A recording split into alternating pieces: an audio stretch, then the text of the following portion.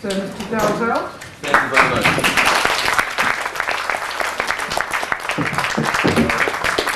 Can you all hear me okay? Yeah? Okay.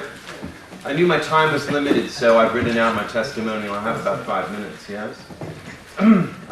Respected members of the Society for Psychical Research, I thank you for letting me speak, yes? My name is George Dalzell. I live in Hollywood, California, and I've come from the United States at my own expense to present 2 brief testimonials on behalf of the Scole Experimental Group, including my own testimonial. I am a licensed clinical social worker holding a bachelor's degree from Northwestern University and a master's degree in social work from Barry University. Presently, I work for the County of Los Angeles Department of Mental Health alongside licensed psychologists and psychiatrists in a multidisciplinary team of mental health professionals. I first became acquainted with the Scole Experimental Group after being invited to an experimental session at the home of Brian Hurst, a mentor to world-famous medium James Van Praagh, author of Talking to Heaven. Hurst lives in Reseda, California. I first met Brian in March of 1997, and I sat with the Scole Group on April 7th, 1997, only several weeks after meeting Mr. Hurst. Hurst invited me to sit with the Scole Group because I had expressed a desire to learn more about physical phenomena as well as mental mediumship.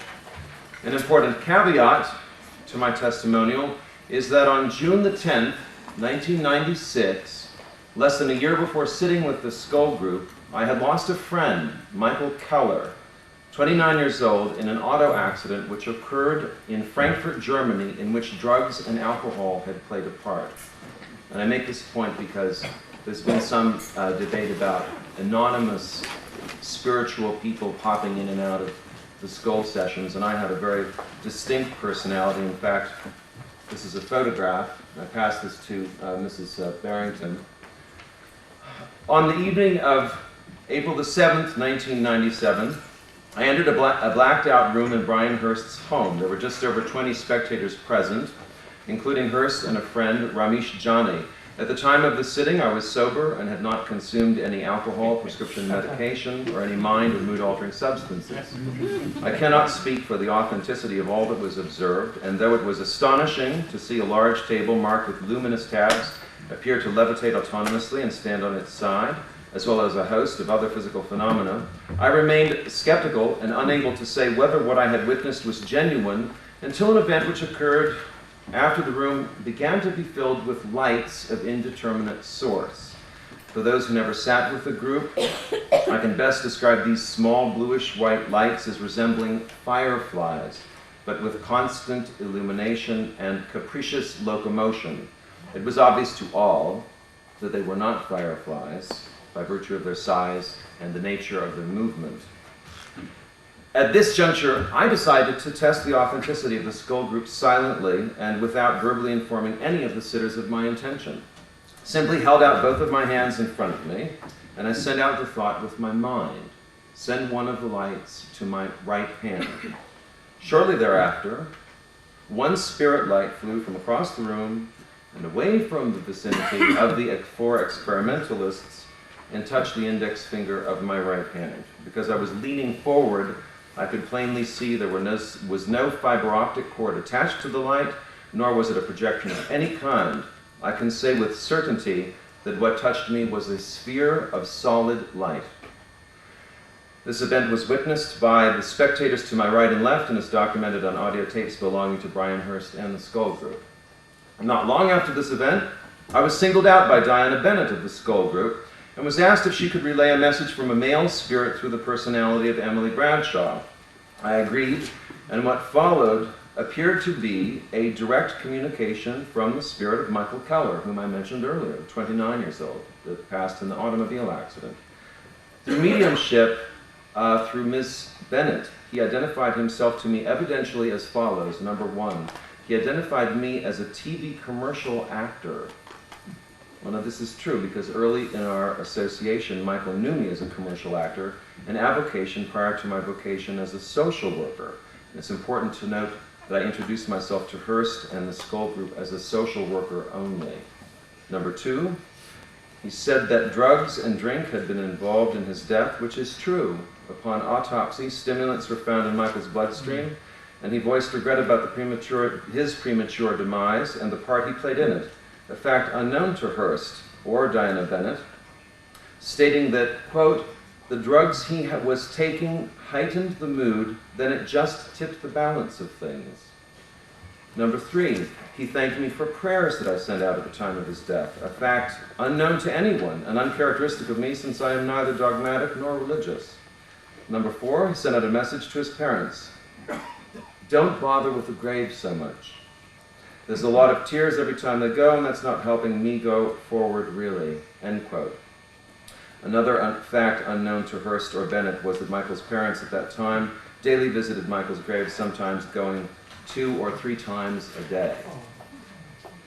These 2 experiences, the physical phenomenon, engendered by silently asking to be touched by a spirit light, and having the evidential mediumship facilitated by Ms. Bennett, leave me with absolute certainty that some of the communications with personalities in a discarnate spirit world made possible by the Scole Experimental Group constitutes watershed evidence of life after death.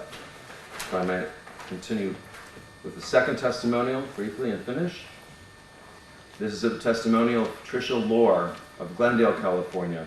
Dear members of the Society for Psychical Research, my name is Patricia C. Lohr. I'm a longtime resident of Glendale, California. I have a master's degree in English. I've taught high school for 17 years before operating my own business. I neither drink, smoke, nor take drugs. I am of sound mind and body. Notice all these caveats because the phenomena was so extraordinary with the Scole Experimental Group for all of us who sat with him. I wish to tell you of 3 personal experiences I had on 2 different sittings I attended with the Scole Group at the home of Brian Hearst in Reseda, California during April of 1997. I was a part of a group of 25 people, many of whom are well-known and trusted friends of mine, and some of these are pretty fantastic. The first experience I had involved a spirit light which the entire group saw dancing about in the room.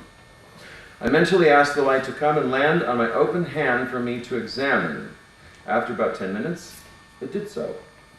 I had the opportunity to fully examine this light. It was quite hard, rough, round, and no matter how I moved it around, the light seemed to come from whatever portion of the sphere was on top. There were no wires or threads attached to it as I felt all around. The second experience occurred during the second sitting and involved the same light. Due to an accident I had in 1980, I suffered a great deal of pain in my right leg. This small light entered my left ankle. This was witnessed by most of the group. She had problems with both her right leg and her left ankle. Once inside, it felt as if my ankle were being poked from the inside by a pencil eraser. Immediately after, I felt no difference in the pain. 2 days later, however, this long-standing pain vanished. To date, it has not returned. The final incident of personal encounter with spirit through the energies of the Scole Group is the most amazing. It occurred during the end of the first sitting. It was a long sitting, and because of the physical problems that I've already mentioned, it is difficult for me to sit for long periods of time. As I tried to shift to a more comfortable position in my chair, I became unbalanced, extended my arm to steady myself, and in doing so, I encountered a small, clammy hand directly in front of me at waist height. I was startled to encounter this as we were asked not to reach out and grab at spirit. I was somewhat abashed.